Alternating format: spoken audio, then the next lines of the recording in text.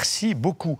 Un événement ce soir sur TF1, le lancement de la série Les Combattantes, le destin de 4 femmes pendant la Première Guerre mondiale, une série qui met en lumière le rôle de ces héroïnes oubliées dans la Grande Guerre.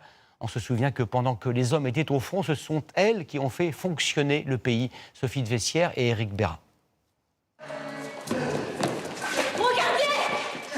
Une histoire menée à 100 à l'heure sur les traces de 4 femmes, au cœur de la Première Guerre mondiale. Elles sont religieuses, infirmières, prostituées, entrepreneuses. Elles ont en commun le courage.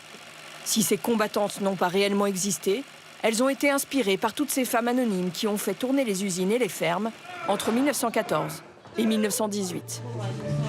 Ça a été un début d'émancipation pour les femmes très important parce qu'en fait, je pense que donc elles se sont mises à travailler par la force des choses parce qu'il n'y avait plus d'hommes pour travailler. Et quand ça s'est fini, on leur a retiré cette place et je pense que c'est là qu'elles se sont réveillées en fait et que le mouvement a commencé. Les Combattantes est une production ambitieuse. 20 millions d'euros ont été investis. La série a nécessité 4 mois de tournage et des dizaines de décors entre les Vosges et les Hauts-de-France. Une superproduction impliquant une grande rigueur. Quand on a autant de gens, on ne peut pas refaire, par exemple, les prises 50 fois comme on pourrait les faire si on était dans un bureau, dans un intérieur, à 3 acteurs. Derrière la caméra, la même production et le même réalisateur que le Bazar de la Charité, la série événement avait réuni il y a 2 ans 8,5 millions de spectateurs.